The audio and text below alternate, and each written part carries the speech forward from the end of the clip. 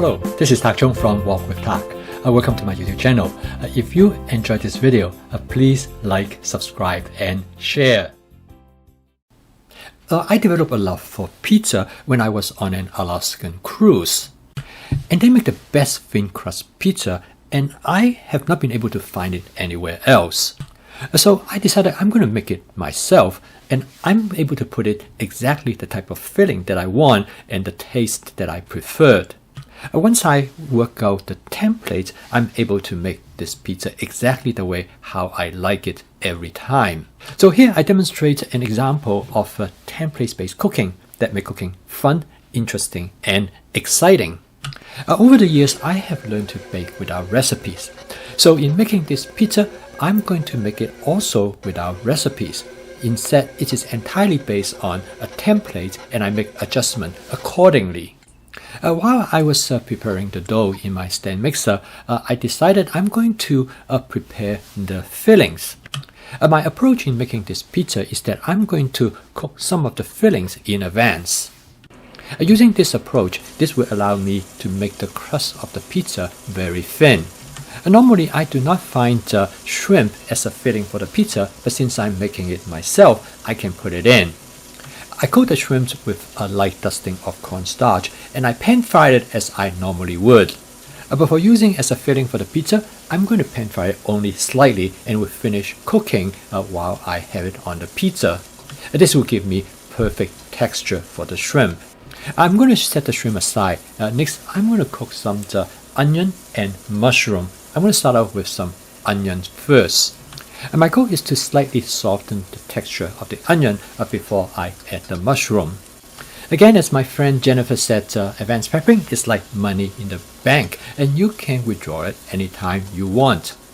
I find that there's a great advantage of cooking this onion and mushroom in advance because they allow you to cook the pizza much faster. I'm going to cook them to about 70 to 80% done, and it will finish cooking while they are on the pizza. For making the dough, I'm going to use about 1 cup of bread flour. To the flour, I'm going to add 1 tablespoon of yeast, 1 tablespoon of sugar, and half teaspoon of salt.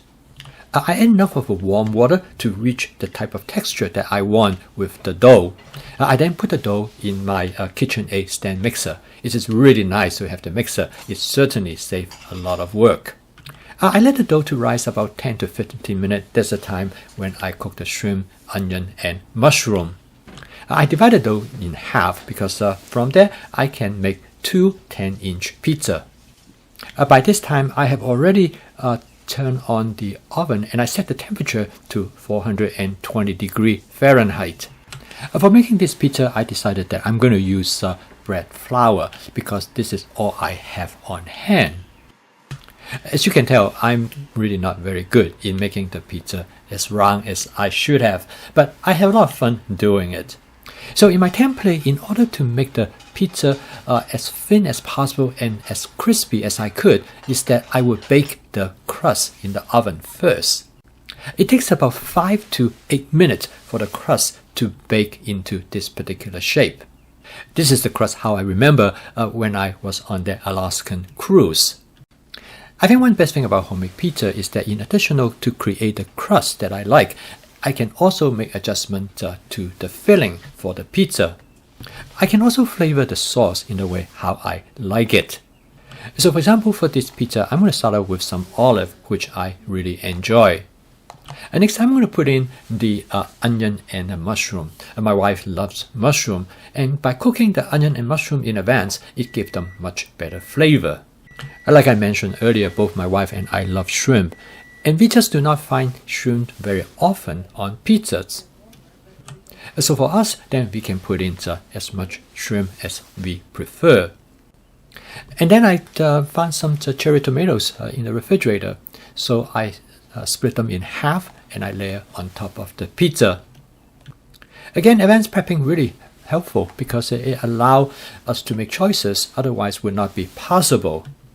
And last but not the least, we're going to cover the pizza with mozzarella cheese. Both from my reading as well as try and errors in the kitchen, I have learned the secret how to make the crust of the pizza crisp and thin. You bake the crust in advance and you finish baking the pizza in as little time as you could at high temperature. In this case, I baked the pizza at 450 degrees Fahrenheit for 5 minutes. And then I turn the oven to broil setting and I do it for about another 2 minutes to brown the top of the pizza. This pizza provides a nice break from our normal rotation, and I think this is what makes home cooking sustainable. Through this video, I would like to demonstrate my fast cooking system in flavor chasing, advanced prepping, stir frying, and template-based cooking. If you enjoyed this video, click like, subscribe, and share.